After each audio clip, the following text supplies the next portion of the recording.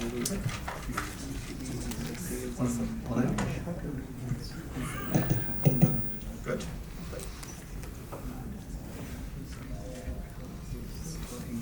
So, good evening, everybody. Is it go ahead?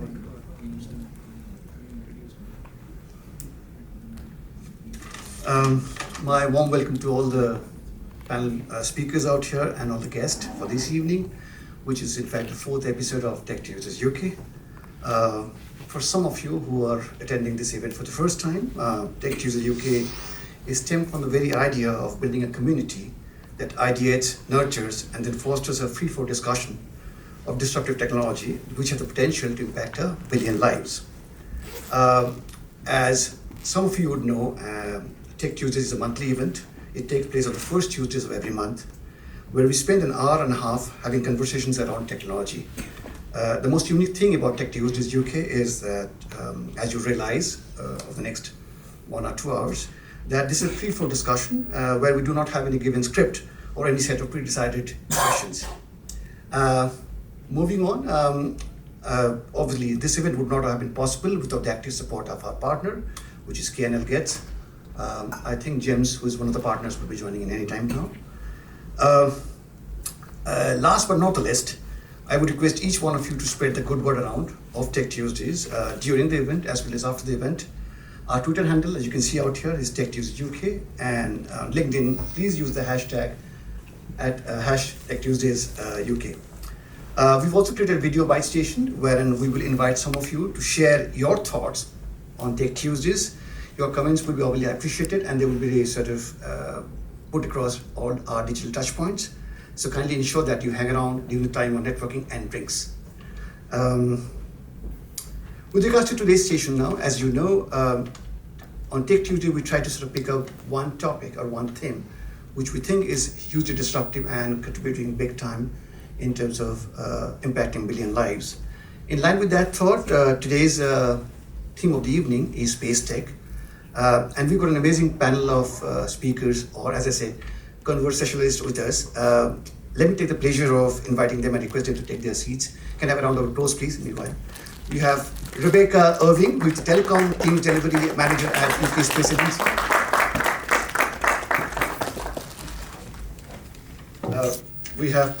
We have Paul Fabry, who is the Chief Technology Officer at Satellite Application Catapult.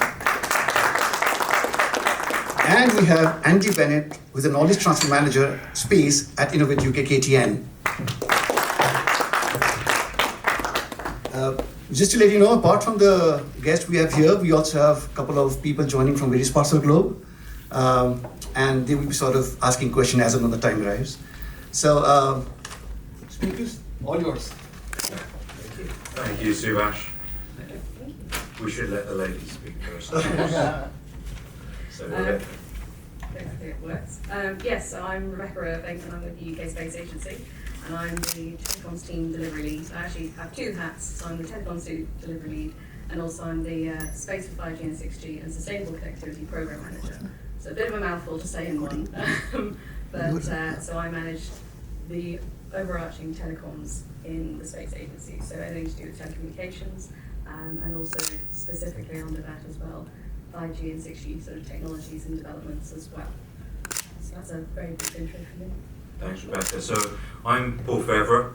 I'm a technologist. I've worked in technology all my career. I started my career at British Telecom Research Labs in Martlesham Heath a few decades ago, and I was working on space systems then, or at least satellite technologies then. I then moved to Inmarsat a few years later, just down the road in London, and I was design authority for the data systems that Inmarsat was developing for nearly 20 years. And it was in 2012 when the UK government asked me to participate in the creation of a new research and technology centre organisation called a Catapult, and now I'm at the Satellite Applications Catapult, and I'll tell you a little bit more about that today. What I hope today is to give you a sense of what the opportunities might be for participation in the space sector and why it's a good thing. And why should all be involved in investment in the space sector. Nice one, Paul. I actually am in an associated organisation. So I work for Innovate UK KTN. We're part of that family of organisations that support innovation across the UK ecosystem. And my role is as space lead. So I work with space companies, I work with space academics, really to help them accelerate their research and development and take that and develop new products and new services based on exposing space, essentially. So I work with people who develop launches all the way through to people using data from space as well. Innovate UK KTN itself is an organisation that covers lots of different parts of the UK ecosystem. Simon is a colleague who's sitting in the front row here today. Is one of our computing experts. As I said, I cover space. That we have people who cover healthcare, energy, you name it, any sort of sector where there's expertise in the UK, we have some experts. And we believe in cross-sector collaboration. So we believe in bringing people with one set of expertise alongside another set, putting them together, maybe serendipity happens and we get some interesting innovation and so forth. And sometimes we actually future scope ideas and then bring people together where we think there's going to be the opportunity to develop some really interesting products and services. And I'd like to hopefully speak a bit more about that as the evening progresses. So maybe before we get started, you'll realise that none of us are here to pitch a particular company's products, because we're here part of the innovation support community in the UK to help businesses grow. That doesn't mean that there's not any really good companies actually in the UK, because there are a lot. But I thought it might be worth, just before we get started, just make sure we put context around this, Andy, because you talked about the business side of things.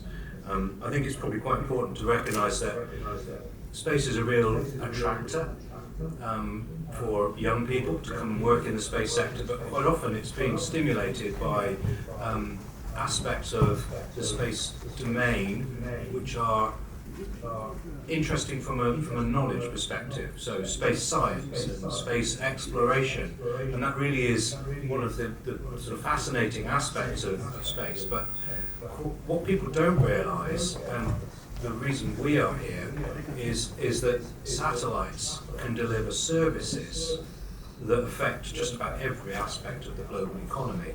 And that's where the real growth takes place and the real opportunities take place. So we're a satellite applications catapult, and we'll dissect that. It's about satellites, it's about how you use stuff. Applications, it's how do you use it? What is it good for? How do we put it to use? And just as you're saying, Andy, it's about bringing it to life and bringing different communities together. So a lot of the work that we do is focused on communications, navigation, and observation, Earth observation, data. And I think those are really the kind of businesses that we support, and we'll try and give you a bit of a sense of scale today and where some of the opportunities might exist, but also the different nature of those businesses.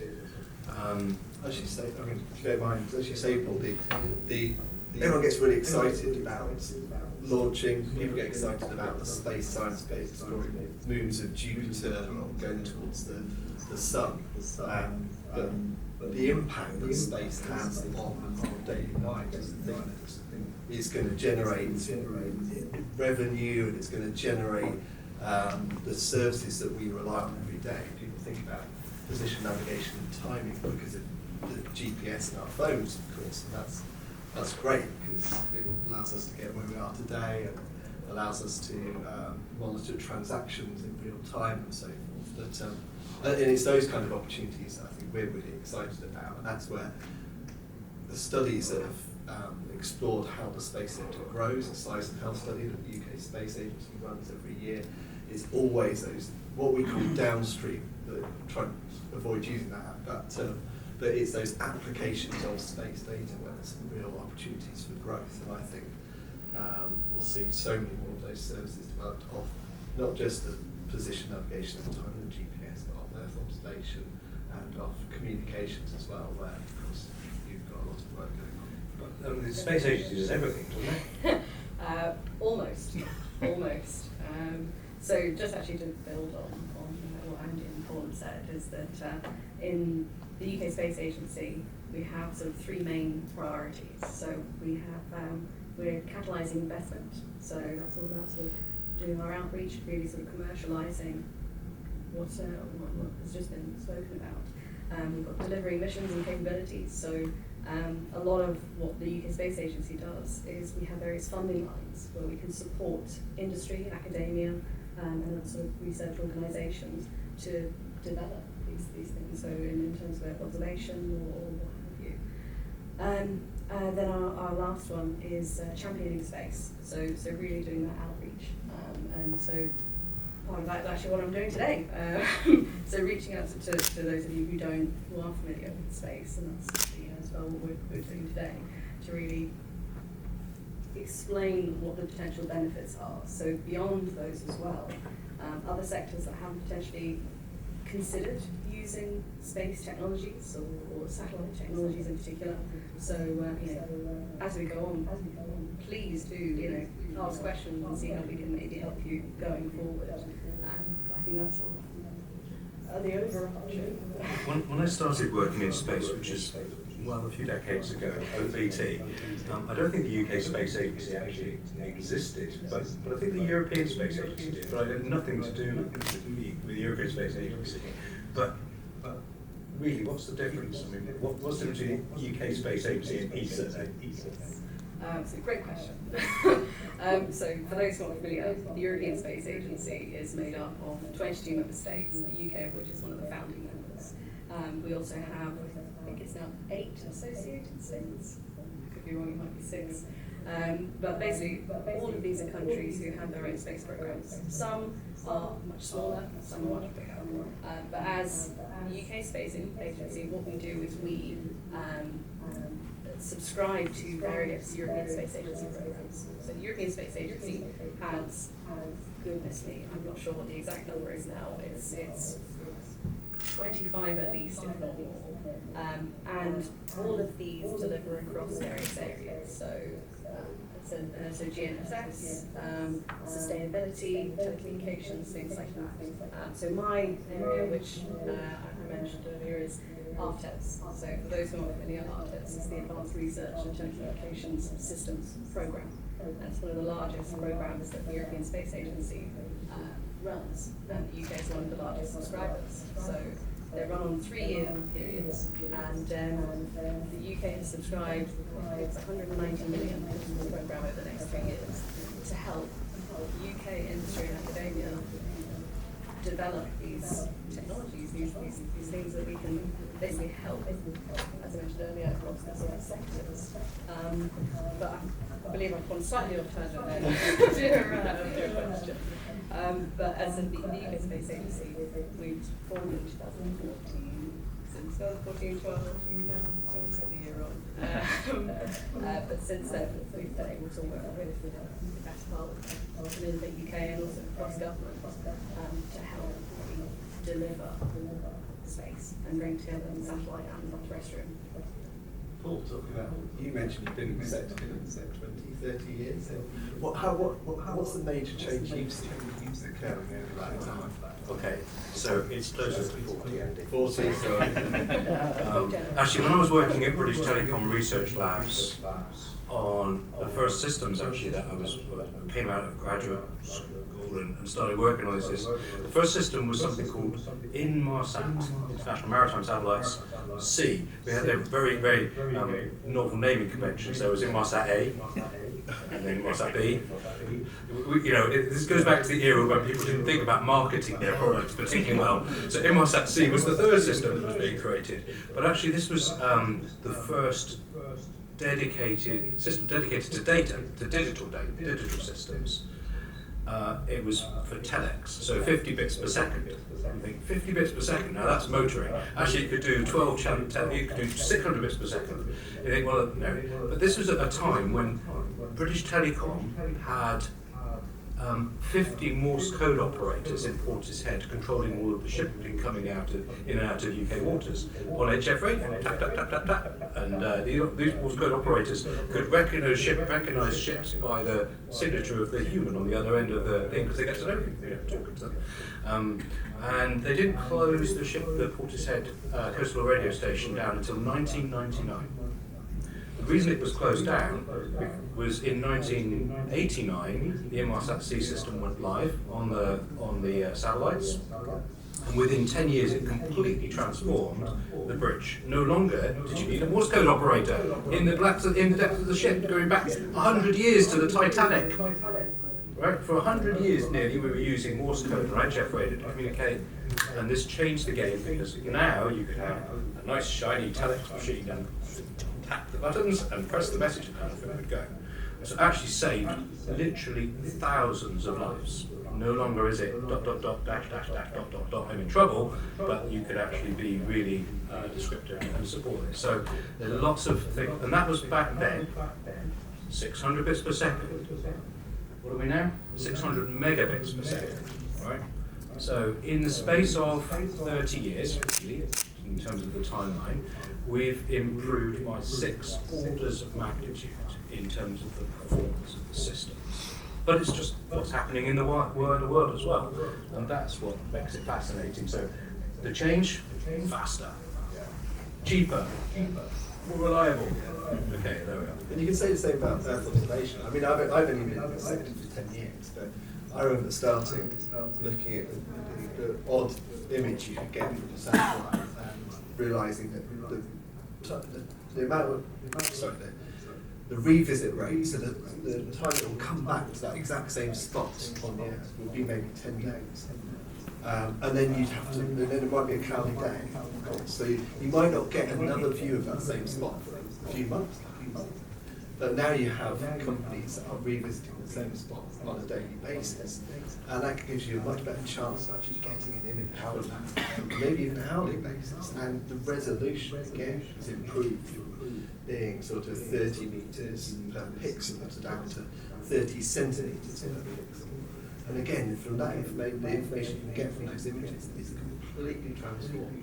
Well, I think one of the things, maybe you don't appreciate it when you just look at one time at the rate of change. If you go back 10 years and think, well, what camera did I have on my smartphone? Well, I didn't have a smartphone 10 years ago, right? And that technology of miniaturization, the electronics that make it possible to do more with less, has revolutionized the space sector. So Planet Labs, when we started 10 years ago in California, we hosted their ground station in Goonhilly Air Station in the UK. First place you had transatlantic telecommunications 50 years ago. They had this ambition to use these small satellites, CubeSats, the size of a loaf of bread, that's a bottle of whiskey, they're big in Scotland, and to put smartphone cameras in them with a lens on the front of it, like a telephoto lens, with some smart electronics, and basically launched hundreds of these satellites, and it transformed that aspect of cadence and how you get an image. I mean, it's pretty significant. I mean, you see, the space agency must be doing things in this area as well as Earth observation. Oh, yeah. So compared to my fellow panelists, I'm relatively new to space. I've only been in the space sector for just under 3 years now, so nowhere near the amazing experience and knowledge that you guys have. My first role was in 5G, and the difference I've seen, even in 3 years, has been amazing. I mean, we've had DCMS has run the test beds and trials. The Department for Digital Culture, Media and Sport, which is no longer in existence. The case. Oh, heaven help me. Maybe I should explain a bit about the changes. Yeah, Go back a bit. All afterwards anyway, you were saying about DCMS and DCMS. Yes, so I'll go back to the new transformation, but yeah, so companies like DCMS have run various programs, so those test beds and trials, sort of to do around 5G and 6G test beds, and sort of helping industry and academia sort of develop the technology that we now use today. So to help with. When you're just driving along and you don't want to have your car connected, or you're trying to figure out, like I was earlier today, trying to figure out where the building was. but things like that. I think 3 years ago, yes, it may have been possible, but I think to the degree that we have now, and the accuracy is it's amazing. That's such a short period of time. So with the Catapult, we actually were participating in some of those programs, actually supported by DCMS and now DSIT, Department of Science, Innovation and Technology, on doing large-scale proof of concepts of how to use satellite and terrestrial systems working together. And what we were finding, the reason we were doing this is that if you're out in the rural areas, rural Dorset or rural East Anglia, you need to be connected for your farm machinery, for public transport that operates in these domains. And there's simply not enough connectivity. I'm too far from a microphone. Sorry. A gift. Sorry, and so what we were doing was actually connecting the local rural infrastructure, whether they be farms or and things, with actually connectivity solutions, using some of the new technology for 5G and LTE, but also with satellites as well. And it was interesting because it was when you bring the two different technologies together that people had the utility that they needed, the connectivity that they needed, to be able to just continue to do all the work on a continuous basis. But it's still pretty clunky, I have to say, right now. But it's the fact that it's so expensive to connect terrestrial networks across the whole of the country. I reckon it's about £70 billion to provide 50 megabits per second everywhere in the UK, which is just, you can't afford it, and operators can't afford it. They can't do this and pay for the 4G network and prepare for the 6G network, and the technology goes into the urban environments where there's maximum demand, and we've got this massive gap. And for me, that's what's driving the investment now in space. If you were to at Mobile World Congress, I think you were at Mobile World Congress. I was indeed, yes. And you've probably seen some of these announcements. Apple, Samsung, Nokia now as well, talking about developing the technology and putting it in the phones so that there is connectivity everywhere. And it's only the start of it. We're at the 600 bits per second bit of terrestrial connectivity for mobile phones now via satellites. I'm exaggerating, but it's at that stage in the evolution. And I think what we'll see is a transformation in the investment. Mm-hmm. No, absolutely, and so that's why one of the things that we are funding is just going back to the ARTES programme, and out of all of those member states that are subscribed to the European Space Agency, the UK was the largest subscriber to 5G. So to give you a bit of context, we subscribed 72 million over the next 3 years. The next country after us subscribed 12 million. So it really shows you that the UK is serious about bringing connectivity to not only cities and what have you, but those, in sort of the Outer Hebrides and beyond. And you funded a 5G, 6G testbed, haven't you, at Harwell? Yes, yeah. So for those who aren't familiar, one of the projects that we funded is, the name changes, but it's XAT 5G, 6G Hub. And it's partially linked to the DCMS testbeds and trials that I mentioned earlier. And it is one of the only hybrid hubs that uses satellite and terrestrial connectivity.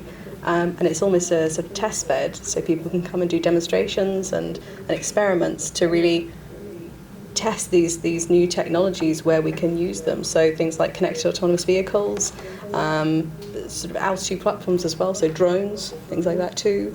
But just really to sort of use it as almost a playground to see what the potential is. Maybe it's worth just touching on the scale of these different systems, Earth observation and navigation and communications as well. Mm-hmm. So the European Space Agency and the UK Space Agency and all of our selective organisations, we do support all the different types of services.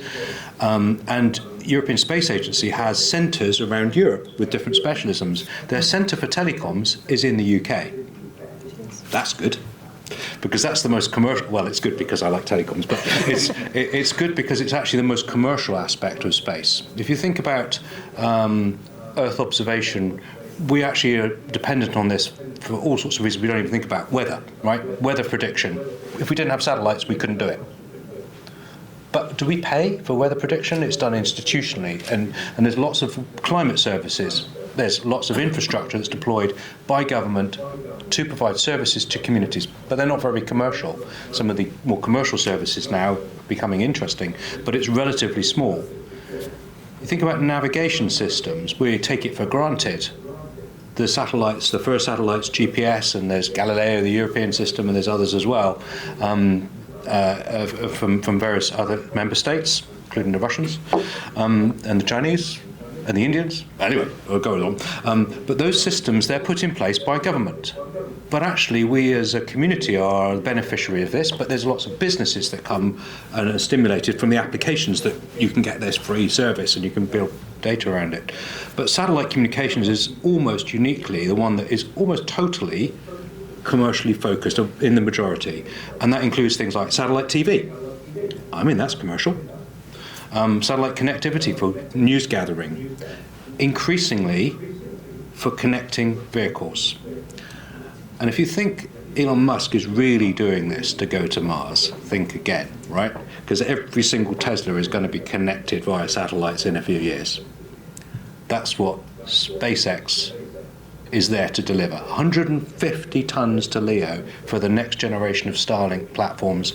Each satellite weighs 1.5 tons, not the old 400 kilos. It's 10 times better. It's thousands of satellites. To put them in orbit, you need a big launch platform. But that's what's driving the investment in space, is the reduction in cost of infrastructure into orbit, which actually facilitates a whole load of new things as well.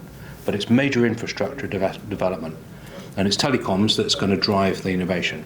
Yeah, and I'd just add from an Earth observation perspective, because as Paul's pointed out, a lot of the Earth observation data we use is institutional, or has been institutional for years. You know, in terms of climate, we use satellites to measure over 50% of the essential climate variables that monitor our planet on a daily basis, which is amazing. You know, we can only do it by using space data, which is fantastic. But yes, it's giving us data which we use to understand our planet. That's not necessarily commercial. But as Paul says, the massive drop in launch costs has meant that commercial organisations are now deploying their own constellations. We call them constellations where there's more than one of them in space, or maybe it's more than 3 or something like that. I think there's some definition out there, but as long as you've got more than about 3 satellites, it means you've built a constellation.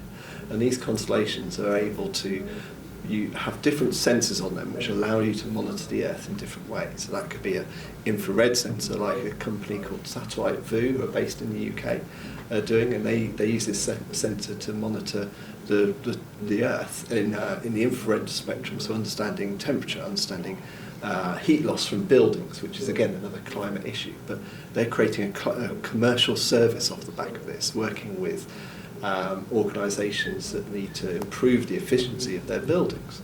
You know, they need to do it. They need to understand which buildings are leaking the most amount of heat, so they can use this satellite data to understand that and then target their renovations on those specific buildings. And then you've got companies like ISIGHT who have their own constellation of what we call synthetic aperture radar satellites. Radar satellites are great because you can actually see through clouds, so you take away that issue of the UK being covered in cloud for a lot of the year, and actually be able to monitor flooding, for example. You know, we are going to be impacted by more and more flooding over the coming decades in the UK and beyond, of course. And actually having satellites that can tell you where that flooding has happened, where to deploy the emergency services quickly, is going to be essential for us to adapt and become more resilient to climate change going forward.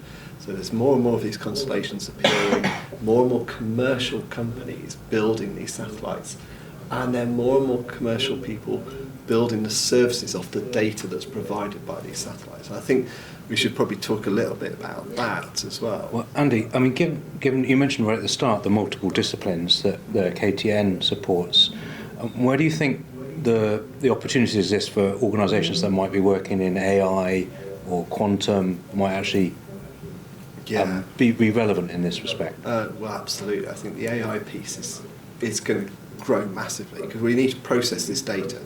I think it's petabytes and petabytes of data coming down from space now.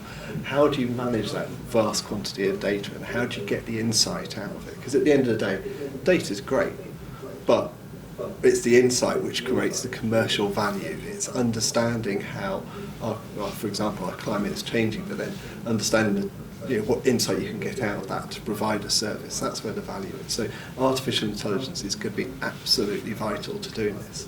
I was actually listening to a podcast on the way here about ChatGPT and the way that's very quickly transforming our lives. And I've hypothesised the idea that people in the future won't need to be programmers. They'll just be able to say, here's a bit of data, write me a program, ChatGPT, write me a program that will process this data to give me this insight. Yeah, you probably need a bit of insight into how to do that programming and where you might need to adapt it going forward. But imagine that. It means we democratise the access to that data. It turns it straight away into insight rather than just being this imagined data source that maybe people don't understand enough about to get the insight out of it. Cool. So, Becca, what if I was a data company and I wanted to understand how to get into the space sector? What would the UK Space Agency do? Well, depends what area you're interested in. So we've got lots of different sort of avenues that companies can use. We going back to my earlier point about that we've just changed. So we used to be part of BASE, which is the business of energy. Oh my goodness, this is terrible. Innovation and skills, maybe, or industry and skills. Industrial strategy. That's Industrial the one. strategy. That's the one. But we've recently just changed, and I think actually perhaps is it Innovate as well? Yes, so we're part of DSIT as well, part of the Department of Science, Innovation and Technology. So a lot of our sort of priorities and strategies have changed in that as well, and also the way we're sort of approaching industry too. So those I mentioned earlier, the championing space, delivering missions, etc. If you're after a specific thing, so my remit, as I said earlier, is ARTES. We run various calls or competitions that companies, industry, as I said, can apply to. Some are more specific, so we've recently just run one called Connecting People, which is a 5G, 6G call. And I think the envelope for that was about £8 million. And basically the theme behind it was to put it really out to yourselves and say, what can you do that will benefit the day-to-day lives of people using space technology or developments? And actually out of that, so the call has actually just closed, and the figures off the top of my head, we had about 27 applications through. The project value of that, the combined value was 45 million, and the request from industry was, I think, about 33 million off the top of my head. So, the call at the moment is only 8 million, but some of those will be able to use across other areas of industry. So, specifically in ARTES, we have different calls, or the European Space Agency runs invitations to tender. So, if you're after a particular technology or development that you would like to do, you can apply for or you can register for the European Space Agency, and that comes basically through the UK Space Agency. We will support you in that. Those are up to 100% funded, I think. So we have a very enthusiastic science minister, George Freeman, who's very keen on space and levelling up and all sorts of other things. George, if you're listening, we need a bit more funding in the space sector so that we can support these companies. But one of the things that really also interesting is that there is funding in the research base, in academia, and that is available to support research, but actually the join-up between academia and industry is something that I suppose at KTN as well, we're really interested in making, and catapults. One of the initiatives that we started a few years ago was called Frontier Labs, and it was supporting with the European Space Agency as well, the aspect of researchers in artificial intelligence and how do you apply this to data that comes from space. And that's been quite successful in stimulating a new cohorts of people and understanding what they could possibly do with the data and how to use new techniques. But what we do need is people from industry to actually come up with challenges as well, and to be motivated to say, well, can you solve this? I think that the actual, the investor base here has probably got quite a lot to bring into fair. I don't know what you'll think. I couldn't agree more about the challenge piece. I think one of the issues with the space sector has been for quite a number of years. We've developed a lot of great projects, but not so many products. And I think part of that is because we're great at talking to ourselves. I don't think we're unusual as a sector that we're great at talking to ourselves. I think we familiarity and all that sort of stuff. But by being challenge-led, by working with potential end-user customers of the insight that we can develop, I think we'll develop much better products and services. And that's an open challenge to anyone in the room today. If you've got some interesting challenge you think that space could play a role in, I'd love to talk to you about that and see if there is a solution that can be supported. But yeah, challenge-led is the way forward.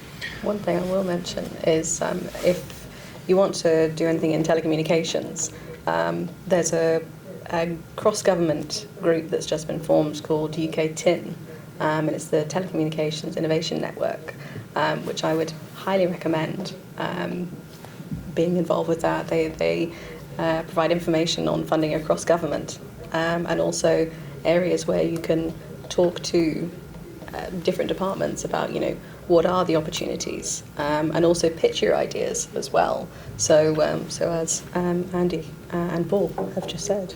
So UK TIN ran a briefing event for new funding last week that was recorded. And if you couldn't make it and wanted to participate, you can still upload your pitch to the website, I discovered today. There you go. Retrospective pitching. 5G company, yeah. And then TIN are organising a series of networking events and also virtual events for people who are new to funding applications to give them some advice on how the funding works as well. So you can sign up to all those via the TIN website. I think one of the things that maybe it's worth reflecting on is that space is probably one of the most, as well as science, international subject matters and dimensions. And we're not the only catapult. There are 9 catapults, but we're probably the most international one. Because, well, space doesn't have any borders. And one of the things that we tend to do is to work internationally. The European Space Agency is a case in point. It's got nothing to do with Brexit. It existed before the European Commission and European Union, so that's great. But actually, it's important that we build relationships on a global basis. And for instance, now we're working very much in anticipation of future trade agreements with different states around the world, including India. For instance, trying to set up Congress and bridges, international space bridges that work at governmental level, academic level, and industrial level. We have one with Australia and with Canada, which are fairly straightforward and easy from a cultural perspective. But actually, we have lots of heritage in the UK in terms of relationships with other nation states which are emerging space economies, and we'd be really interested in building those bridges as well and getting the investor base to support the potential for collaboration across those international boundaries. Is the KTN involved in any of that? We are. I mean, we've been involved on the periphery of things like the Australia Space Bridge, but what I was going to mention was a programme we've got which is focused on Africa. Okay. I know there's a lot of uses of, again, satellite data and communications in international development. The programme we've got is funded by GCRF, and it's all about accessing challenges, again, from the African community and seeing where UK expertise can support some of those. That's the Global Challenge Research Fund. Yes, thank you. And I think it's really interesting because in those countries you might be able to support the agricultural side of things. You can also support the education piece by providing communications health piece as well. It's providing data to those underserved and remote regions that only satellite data can do the job. And I think that's a really interesting opportunity. Of course, maybe slightly less commercial in the short term, but I think in the decades to come, because the population growth is mostly in those areas, you could develop a service which is low cost, you can still commercialise that service. I know there's one example of, I think, Mongolian farmers, and they were helping them identify where they should take their herds of cattle. Not by providing them with this fancy interface, but they've done all the data processing in the background and then just sent them text messages, a simple text message to their phone to say, you need to take your cattle over to this area because the grass is good and you're going to get the best environment. Even 600 bits per second is enough Exactly, for that. exactly. So innovate in that way, I think, is very clever and useful. What's the Space Agency doing internationally? Oh, lots.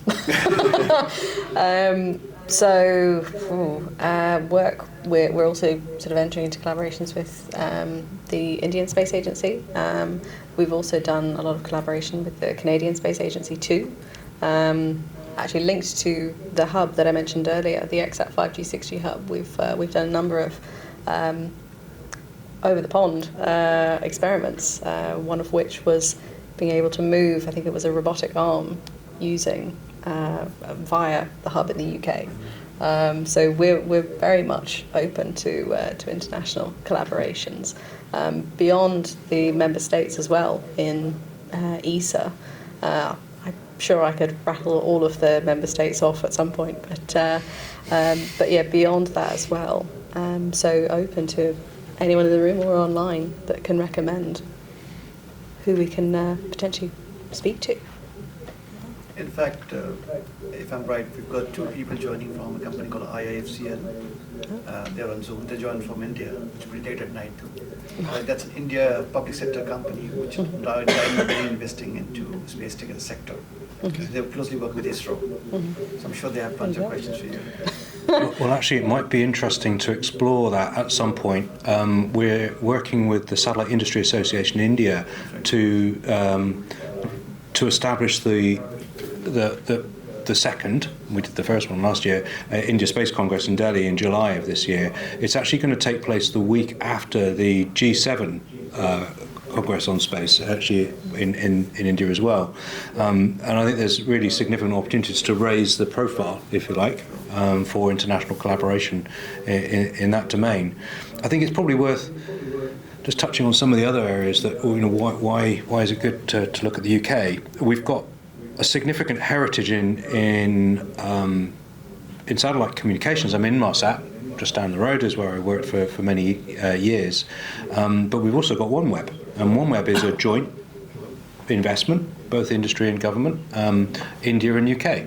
I mean, that's an opportunity, and they now have got their constellation fully deployed, and they'll be looking at the second generation systems, which are going to have more capability, and I think we can certainly leverage and capitalise on that capability. And right now in the Catapult, we're using the OneWeb system as a means to disseminate very accurate timing information for critical national infrastructure purposes. And the reason we're doing this is that the satellites are high power compared with classical navigation systems like GNSS or Galileo and GPS, and they're very wide band, so you can actually snap onto timing at the 10 nanosecond accuracy level, which is what we're achieving, within a millisecond. And it's very difficult to jam it. It's about 7 orders of magnitude more resilient to jamming than a GNSS system because the satellites are more powerful, the terminals have gain, you can exploit the gain, and the signals are at higher frequencies that don't propagate very well in the terrestrial environment. So effectively what we have is an alternative means of actually transferring time between electric grid infrastructure, telecoms infrastructure, banking infrastructure. So as an infrastructure play, it's phenomenal. And that will be a feature of their ongoing development into Gen 2 for things like positioning of vehicles as well. So it's interesting, we're seeing the sort of crossover between telecommunications and navigation systems, which, if you're on a vehicle, you probably need both. We were touching earlier about the data aspects, and I think what's interesting is that infrastructure in space allows connectivity of the Earth observation infrastructure as well. So we might see a complete revolution in terms of capability, in terms of immediacy.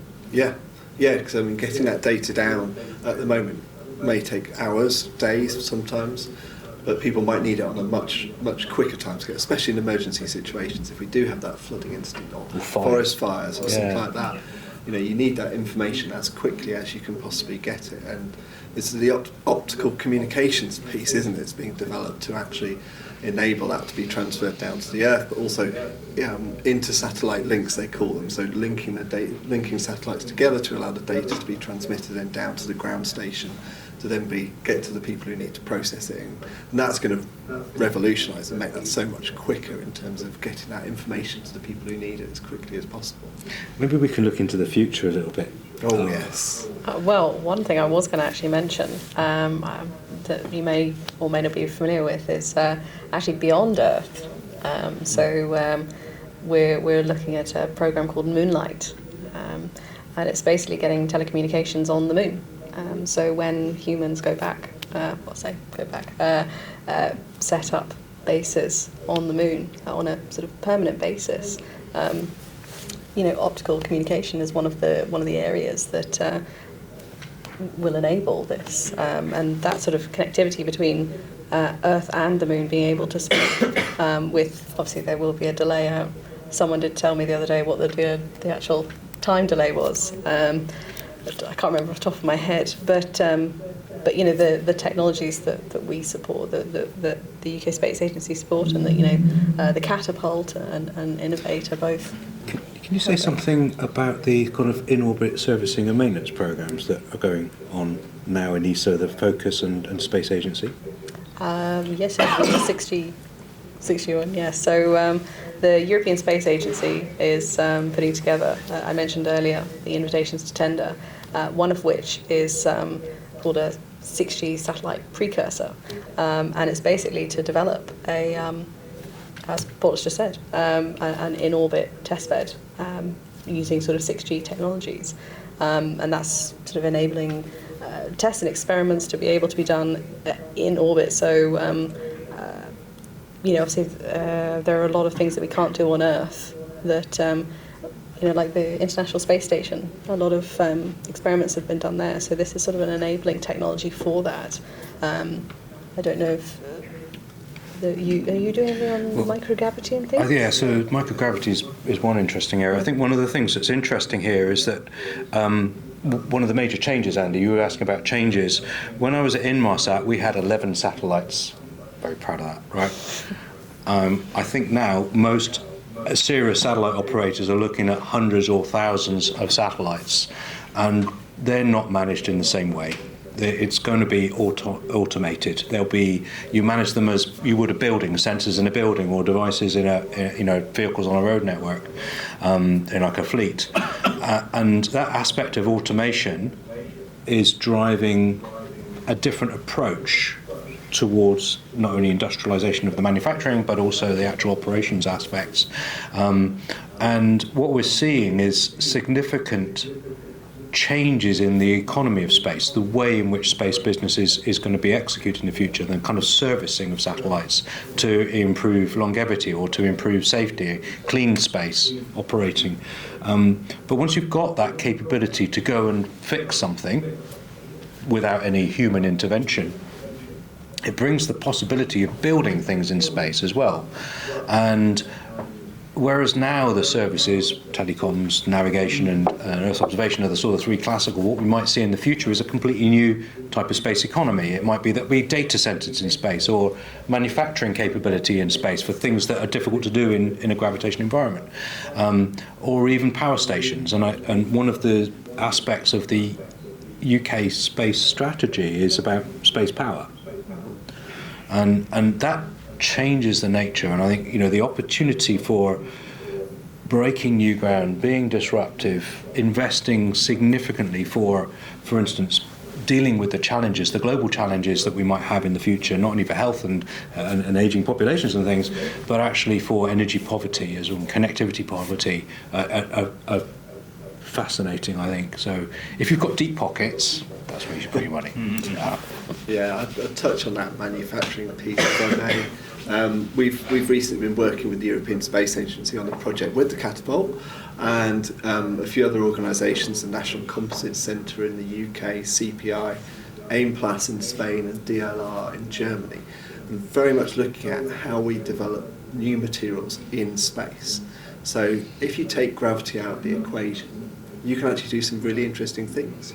You can grow defect-free crystals, which may allow you to do much more efficient electronics, for example. And there's a company in the UK, SpaceForge, whose business model is that. They are building a satellite, essentially a tiny space station, which will allow people to do this work, so develop new materials in space, and then they've got some clever IP-protected way of getting this material then back down to Earth, so that you could then use it in an Earth environment. There are some real examples of this being done. So there's a fibre it's called ZBLAM, which is a much more effective optical fibre. You can only grow, I think, I'll get all the figures wrong here, but I think you can only grow like a centimetre of it on Earth, but you can grow metres of it in space.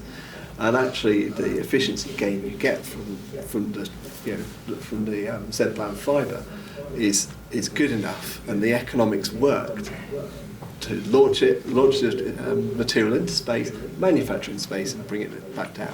Now, at the moment, there aren't that many opportunities that you can do this, but with launch costs, again, as Paul mentioned, dropping massively, those opportunities are only going to grow.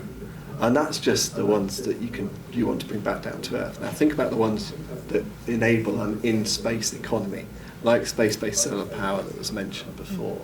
Space-based solar power is the concept of, capturing more of the sun's energy and then beaming it back down to Earth to use on Earth.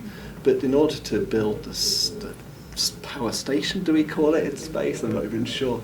You're going to need to build kilometre-sized satellites in space with so massive amounts of solar panels. You're going to have to use composite structures to reduce the weight of that. There's so many innovations that you need to enable. Some of them are going to be around using brand new advanced materials that you can only develop in space.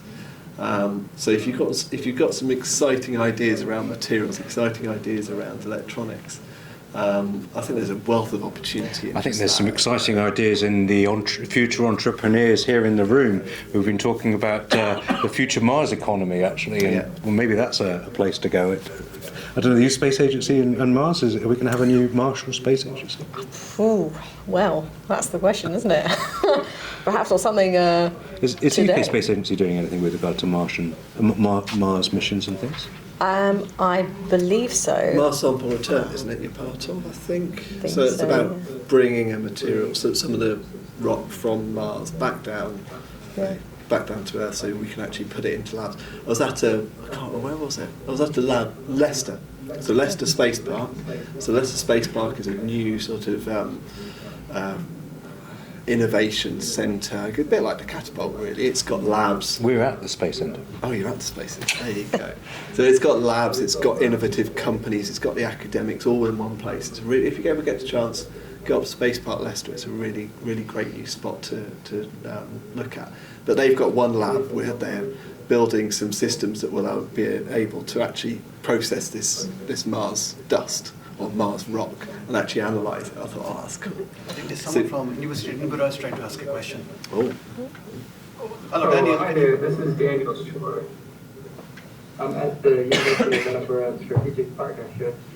Space isn't my expertise, but it's been fascinating to catch what I could. I was just curious, I didn't hear, have there been some good examples either in the UK or elsewhere where you're seeing strong collaborations between academia and industry and perhaps government agencies working together, doing interesting projects successfully? Oh, there are many. If I'm just going to highlight Edinburgh because you're there.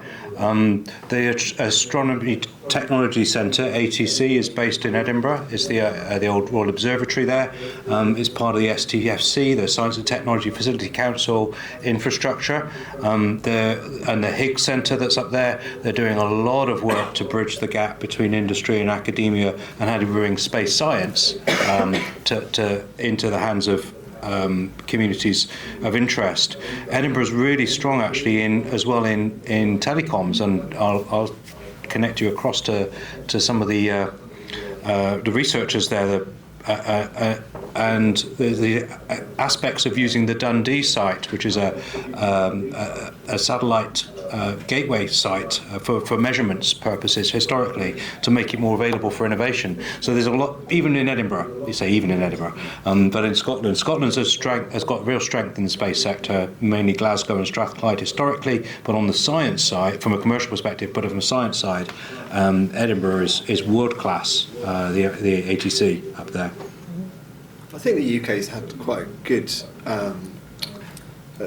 connection between, or collaboration between, the academic industry and government communities. And there's a new group that's been established called the Space Partnership Group, and this is all about doing more of this. It's about those three communities working together more to build ideas, build new concepts, and really drive the sector forward further. And there's been something around this. It used to be called National Space Partnerships and the Space Growth Partnership in the past.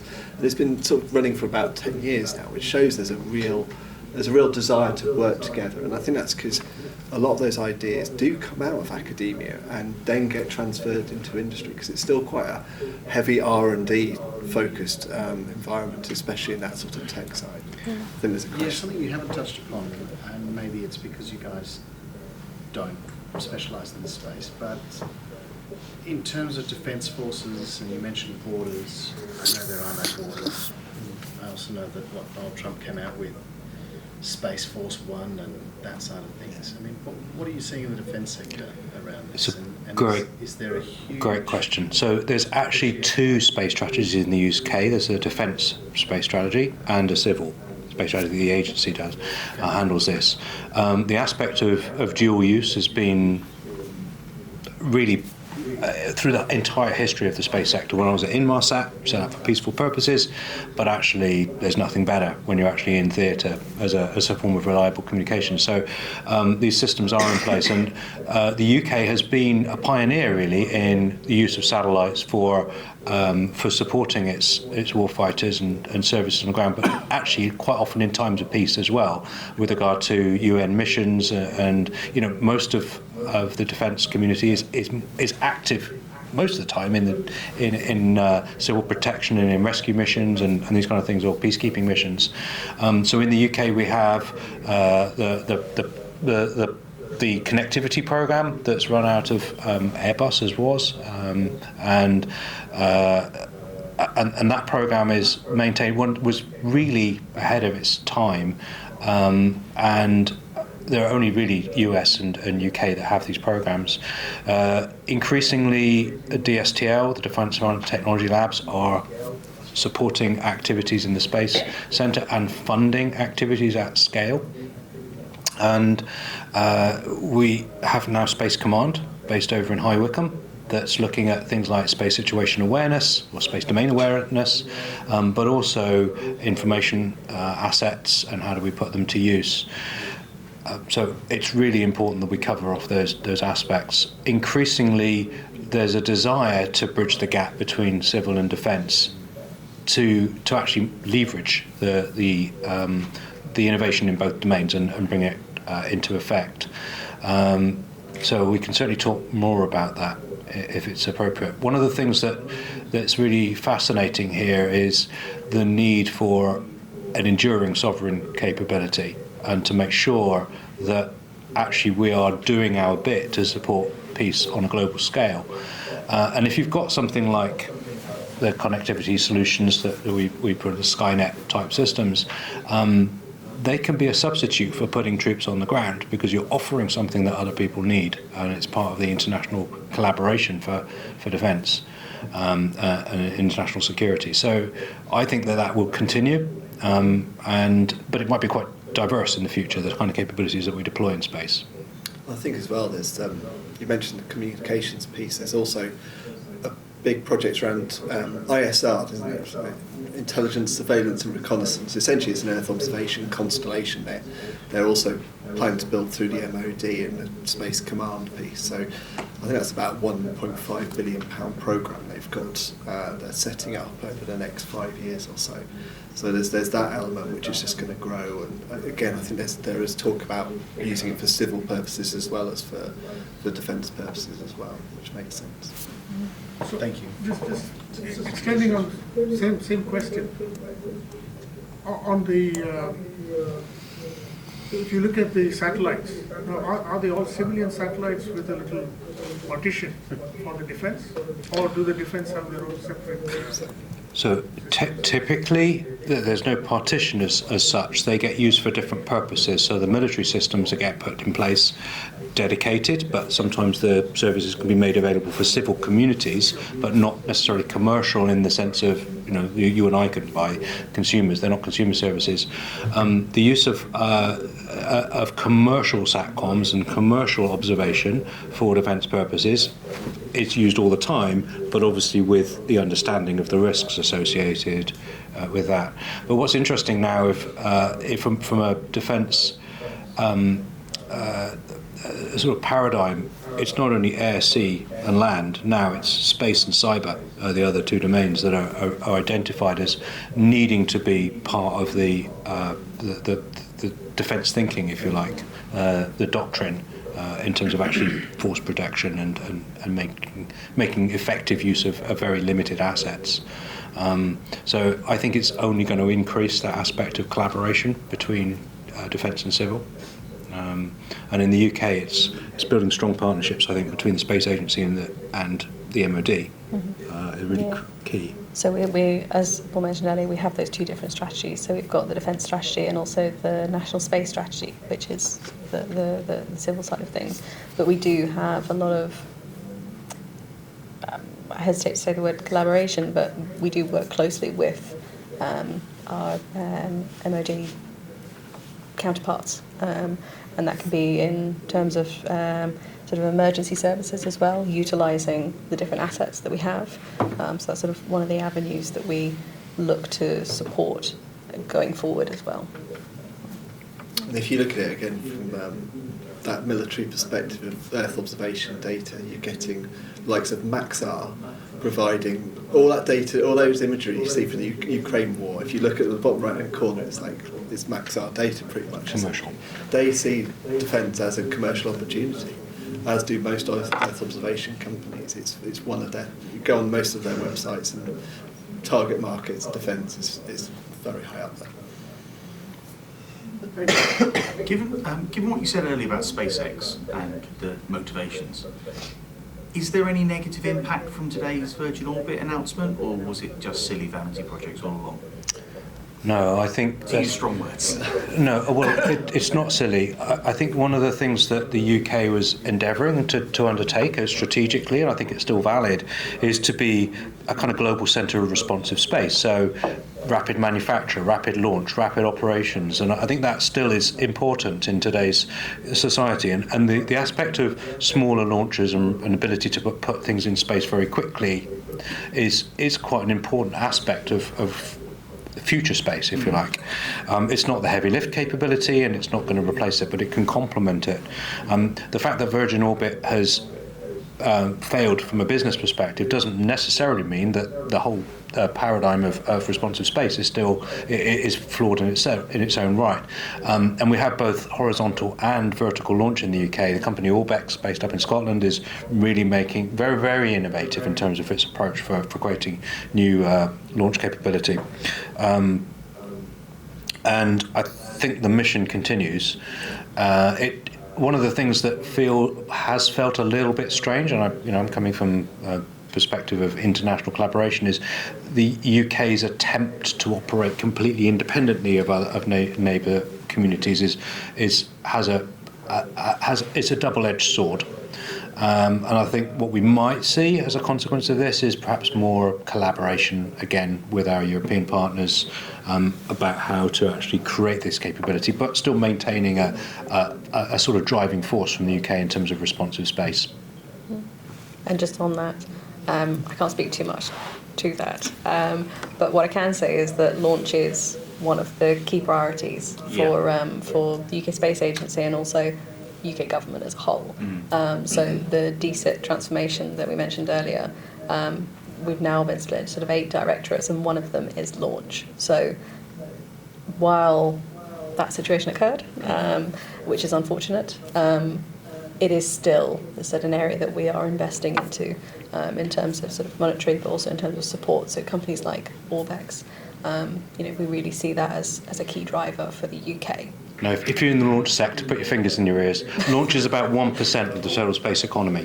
Okay, so if you're an investor, maybe think about the channel to market and the opportunities that come from services, and then think about the infrastructure in space, and then think about getting it in there. It's going to be highly competitive. There are hundreds of launches being developed all around the world. And not all of them are going to make it. Not all of them are going to be successful. So, yeah, it's a challenging market. I think if you have limited capacity to invest, if you're like talking 10 million or 20 million or something, looking at things like IoT systems or data systems are really where the opportunities might be for creating something innovative, all around data, all about getting information, scavenging information from the environment and putting it back into the hands of users. If you've got 100 million or 200 million, think about actually rolling out things for automotive, for instance, or for transport systems or freighters where it might need to be at scale. Connecting free ports with local communities and bridging the international dimensions. If you've got a couple of billion to think about, then come and talk to us, and we'll maybe talk to you about some really innovative technologies about synthetic aperture regional communication systems that are going to deliver 20 megabits per second to a handheld device even inside a building. But that's a few billion away. So, but a few billion. As I said before, 70 billion to roll 5G across the UK. Okay, for 10 billion, if you can deliver a global service and you only want 1 billion from each country, then maybe there's a business model there, because it's the technology is now in the hands of users. Just a case in point, in 2019, the World Radio Congress made available a whole new block of spectrum to 5G. It's satellite spectrum. It can still be used for satellites. So now everyone who's got a much more modern phone than mine in their pocket is actually being able to receive signals from satellites on their handheld devices. It's that spectrum that's being used.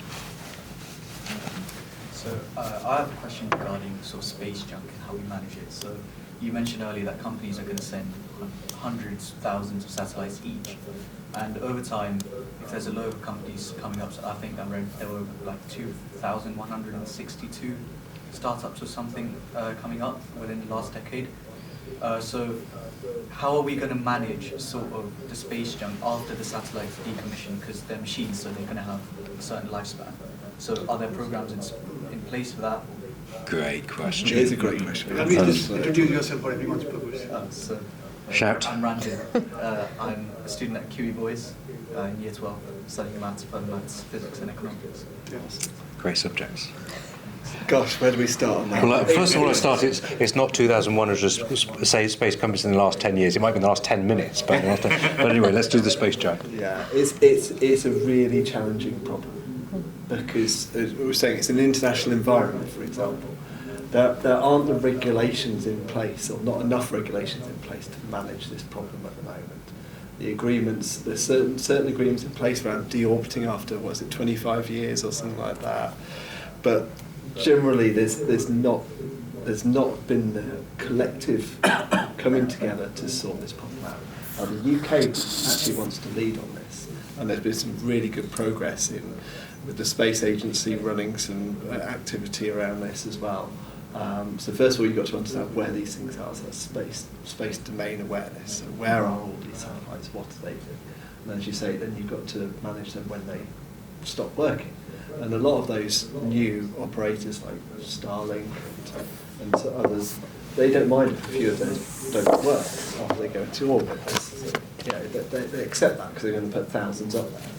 But is it sensible to have a few of these going round? Is maybe getting out of the orbit they're supposed to be in, and then of course then you get collisions, and that's when the problem arises. So you need to put in ways of making sure these things do deorbit, or put them in what we call a graveyard orbit, an orbit which isn't used. So, well, that's great. You've got the picture there. I've got some pictures. I'll show you some pictures in a second. I think one of the things you're picking up a really important point, but what you'll find is that every responsible organisation in the space sector is aware of these challenges and trying to make sure that they're building for the future, because for business continuity purposes. There's no point setting up a business and saying, well, I'm good for 10 years and after that I don't know what's going to happen.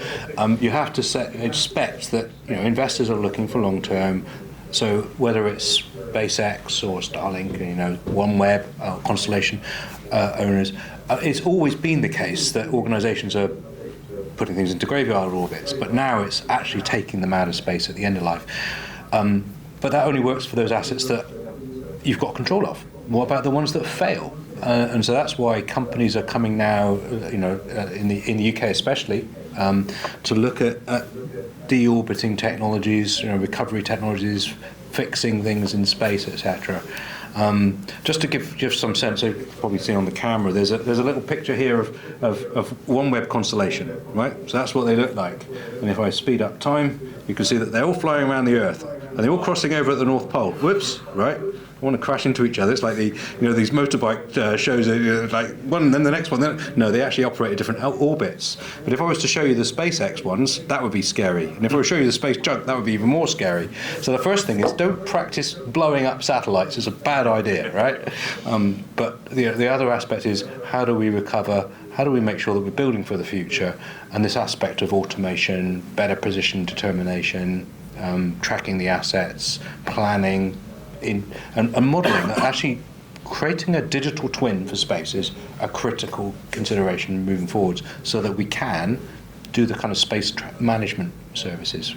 Just on top of that as well, in the UK Space Agency, what we're doing now is all of the funding that we provide, if there are companies sending things into space, one of the areas, the critical areas, is what is their plan for deorbiting safely.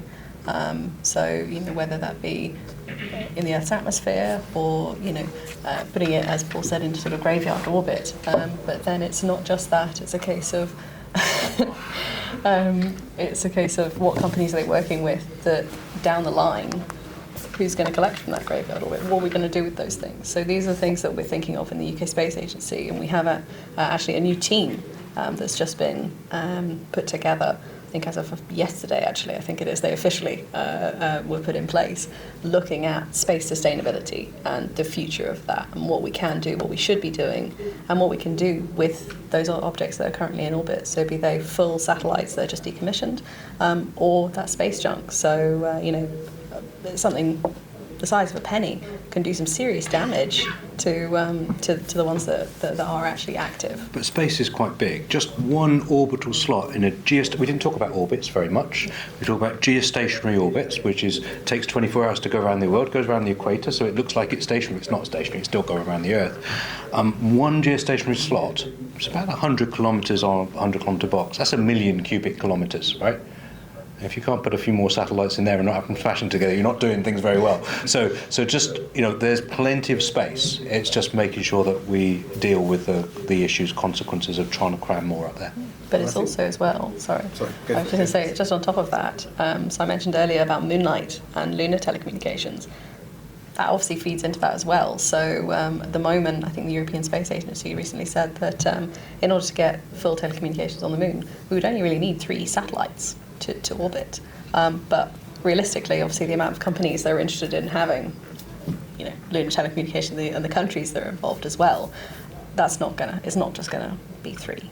So that's as well. So we're not just looking on our planet, but we're also looking on the moon and also Mars and further as well. That's what we're feeding in, and that's what we're putting in place now, so that down the line, it's not an issue.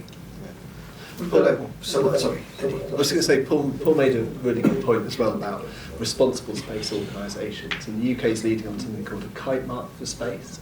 And this is saying, well, if you are a responsible organisation, you're putting your satellites responsibly, and you've got a plan to deorbit it, then you get that kite mark. And what's that kite mark going to do? Well, it's going to potentially reduce your insurance costs. So it goes back to the whole finance piece as well.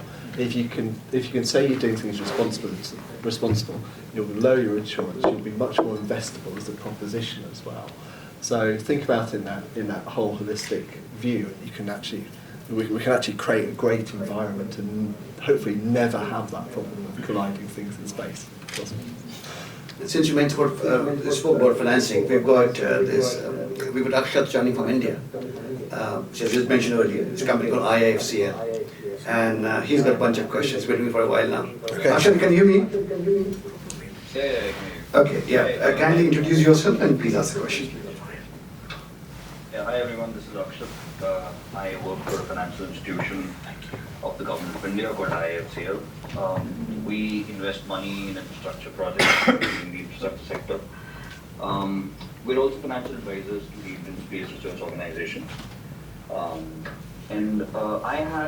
Although I'm also a satellite and communications engineer by education, but I worked in finance far too long so my SATCOM is a bit rusty, but it's good to have a bunch of people discussing SATCOM and, weather readings and satellites today, so I'm quite happy. I feel like I'm back in college. My question is more related to a policy standpoint. India is still in a very state-owned kind of a structure where the ISRO and New Space India Limited, these are all organizations which work on state capital. They don't have any understanding of PPP, which is public-private partnership. I want to understand, and I want to ask this question to all the members present. How has PPP helped, let's say in case of NASA with, if somebody mentioned Space Act agreements, we all know SpaceX and Orbital ATK go through the COTS program, and that's how they became the organizations they are today. Similarly, ESA has, the Arian group. So they have these private partners which have helped them come to a stage with respect to their production facilities being that big, having satellites coming up, having an entire array of LEOs, GTO satellites. How does PPP help any space agency? And this is a question specific to the UK Space Agency people present here. And what learning should we take from it? So I didn't quite catch the end, but in terms of the public-private partnerships, one of the things actually we've done under ARTES is we have a public-private partnerships program. Sorry, that's a lot of P's. And it's actually just recently closed, and we've had some really good companies involved in that.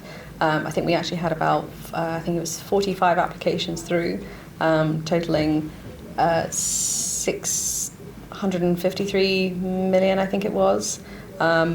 With the funding request from us at about half that, so about 300. So there clearly is value with all of these, and the types of projects that we're seeing from those aren't just limited to sort of 5G things. It's a really across the board. So it's really interesting from our perspective to see that and see actually the added benefit of having these collaborations. So we're hoping to see the outcome of that actually in, I think it's the end of May. So watch this space really.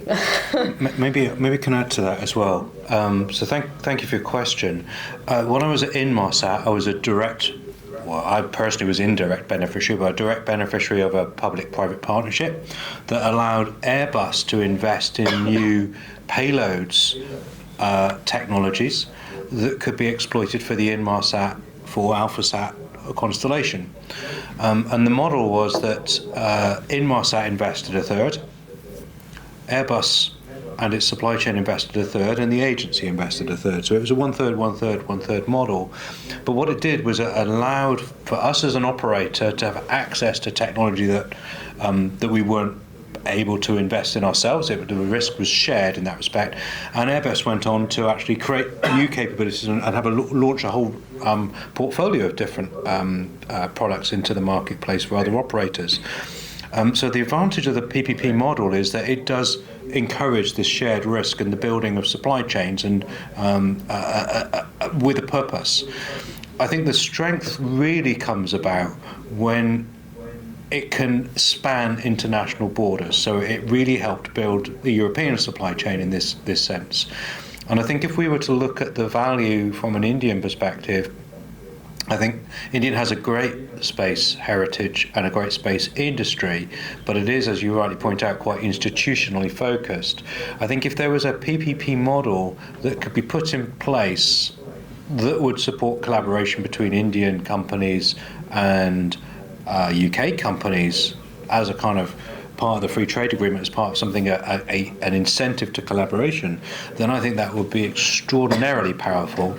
And it might not be just about the space technology. It could be about the services, about the data, and about the exploitation aspect and the applications, as well as the infrastructure. So I think that is something that merits significant attention at a policy level.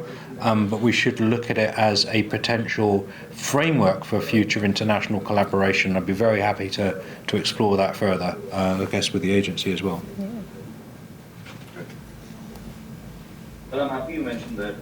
We're currently working, without giving too much details, on getting and understanding and putting through a PPP framework. We're taking learnings from various space agencies, although it's very hard to look and go directly jump into a very privatization kind of a model. So we're trying to figure out models which borrows both from a cost contract kind of a system where currently India is, where they have certain partners with the private partners, but they produce certain ancillaries and certain bits. The most of the production and most of the assembly is done by ISRO itself. But we're looking at having a stakeholders meet hopefully in the coming months, and I would be happy if members such as you are part of that, because there needs to be a direct dialogue with international partners to understand the learnings that they've had, because every country has their own needs and their own ideas to have partnership arrangements. We're still taking baby steps in that respect. So yeah, thank you so much for this. Please let's exchange cards and after. There's a couple of people in the agency that Harsh Beer and Craig as well that need to be involved in this. But I think if we can couple it with the potential India Space Congress in July, and see if we can work towards that, and maybe have a panel session about this kind of concept, that would be fantastic to start to mobilise. Yeah, look forward to that. Thanks, Akshat. I think, Bill, do you have any questions out there? You there? Wow. Bill, you there? He's on Mars. You're not audible. I don't think so. Any questions from anyone in the audience, please? I think we touched upon it earlier. I just wanted to go into a bit more detail about it. So, with private companies increasingly putting their own satellite systems and whatever else they do put up into space, the idea of ownership of space becomes a much bigger issue. So when private companies do put their satellite constellations up, do you think it should just be the satellites or the companies that put them there to use the satellites, or should it be democratized? And how will the ownership of space work in general? Just introduce yourself. Oh yeah, I'm Shub, and I go to school with Bramford at QE. Okay, I think you must have had some great mentors in terms of giving you these questions, right? Because this is not a trivial challenge. So there's something called international space law, which actually covers a lot of the aspects there. But one of the things that you're touching on is these aspects of coordination for access. So a lot of the access to space, the agreements are done at international level under the ITU. It's actually International Telecommunications Union that regulates for what is attempts to regulate for access to space and spectrum, because you need to. One of the things about satellites is you need to communicate with them wirelessly, because we haven't ever managed to run a cable up. But so it's all wireless, and it comes from that communications domain. But I think the aspect of ownership is quite challenging, because satellites don't stay in one spot unless they're in geostationary orbit, and even then, you can see many countries from one geostationary slot or orbit location. So these things have to be negotiated and agreed. One of the challenges that exists right now is that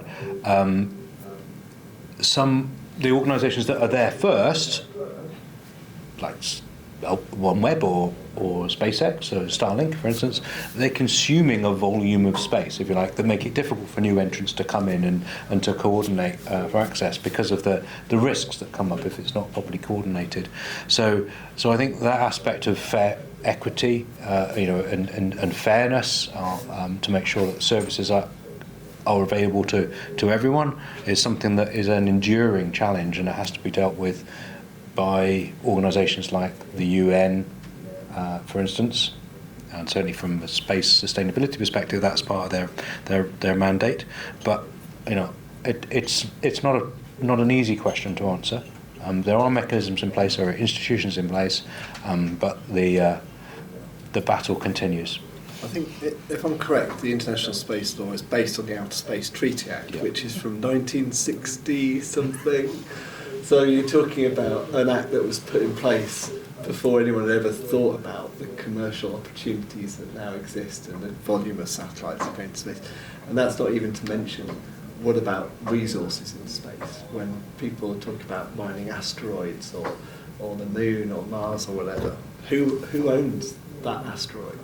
Is it the first person who gets there? Is there some other way we regulate that? Or I don't know. I think these are open questions that are going to have to be thought about over the coming decades. We're going to land on asteroids. Well, we have landed on comets, for example, already. But we're going to land on them, we're going to mine them, we're going to use those resources in space, and we're going to use them back on Earth. And that's inevitable. So we're going to have to put some good rules in place for that going forward.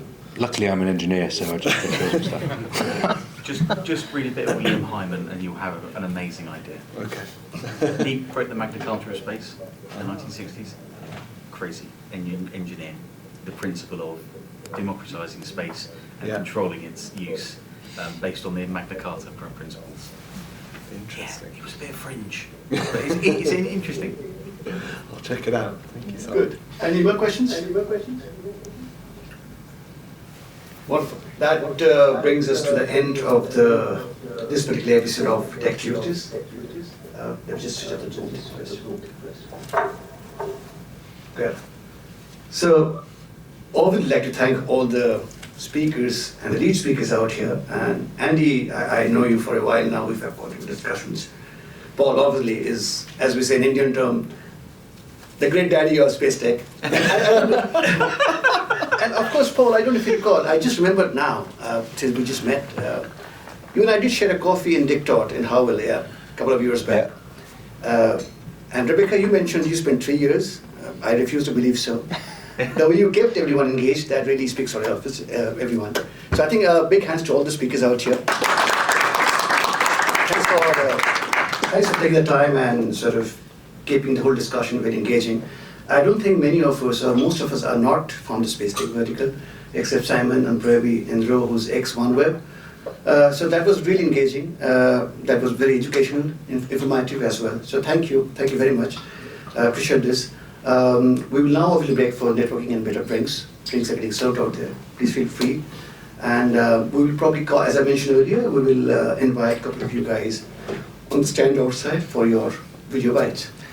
Subhash, can I just thank you from us in the space sector for making space the theme of today and for being such a great engaging audience as well. Thank you. Thanks so much. Thanks everyone. Information, the next Tech Tuesday, which is the 5th episode of Tech Tuesday, is going to take place on 2nd of May. The topic of discussion is health tech. We have confirmation from the head of health tech sector from DIT. He's sitting right in the second row.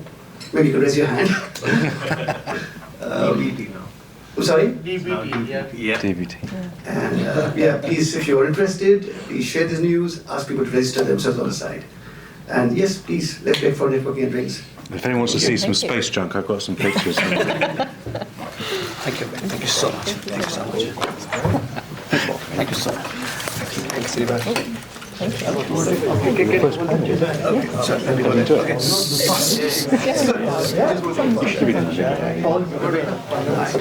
think he wants a photo. Okay. tidy yourself I was going to say, yeah. You should be in the middle. Come on.